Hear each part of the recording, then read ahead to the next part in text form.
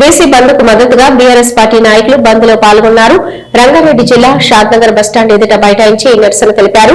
కేంద్ర రాష్ట్ర ప్రభుత్వాలు డౌన్ డౌన్ అంటూ నినాదాలు చేశారు. ఆచరణ సాధ్యం కాని జీవోలు వచ్చి రాష్ట్ర ప్రభుత్వం బీసీలను తప్పుదోవ పట్టిస్తుందన్నారు.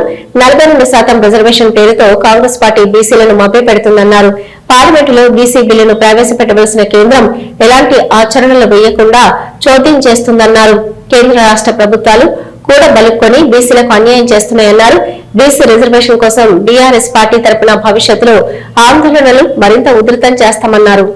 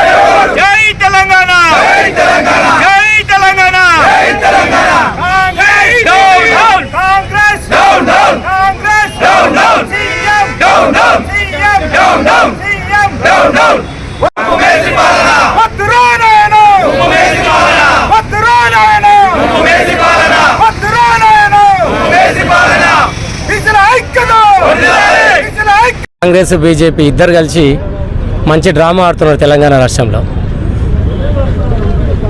ఇచ్చే బీజేపీ, తీసుకొచ్చే కాంగ్రెస్ ఇద్దరు కలిసి ధర్నా చేస్తున్నారు. అది ఎవరి మీద ధర్నా చేస్తారు ఎక్కడ అర్థమవుతలేదు ఎవరికి. కానీ రాబోయే రోజుల్లో బీసీల పవర్ ఏందో వాళ్ళు చూస్తారు ఖచ్చితంగా.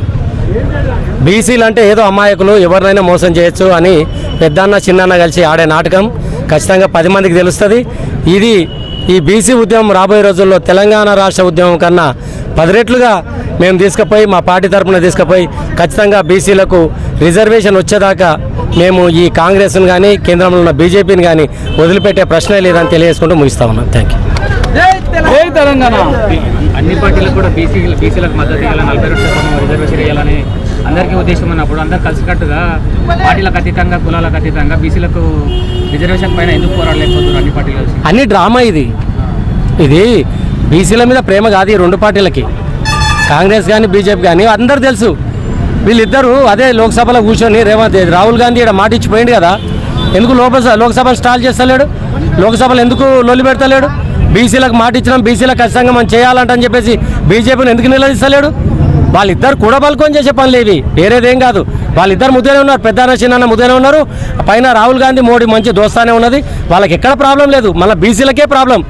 కేసీఆర్ గతంలో బీసీ రిజర్వేషన్ బిల్లు పెడితే ఆ రోజు సహకరించలే, ఈ కేంద్రంలో బీజేపీ సహకరించలే, ప్రతిపక్షంలో కాంగ్రెస్ సహకరించలే. ఈరోజు కూడా అదే పరిస్థితి తీసుకొచ్చారు. ఏంటంటే బీసీల దెబ్బ రేపు గట్టిగా పడబోతుంది లోకల్ బాడీ ఎలక్షన్లో, రేపు రాబోయే జనరల్ ఎలక్షన్లో అని తెలిసి వీళ్ళు కపట నాటకం చేస్తున్నారు. మేమేదో మద్దతు ఇస్తున్నాము. ఇవన్నీ దొంగ నాటకాలు, దొంగ పనులు. కాబట్టి చూస్తారు కదా మీరు రాబోయే రోజుల్లో బీసీల పవర్ ఏందో, బీసీ బలం ఏందో చూస్తారు కదా. అది చూపించేదాకా మా పార్టీ కూడా బలమైన సపోర్ట్ ఇస్తూ ముందరికి వెళ్తా ఉంది. Thank you.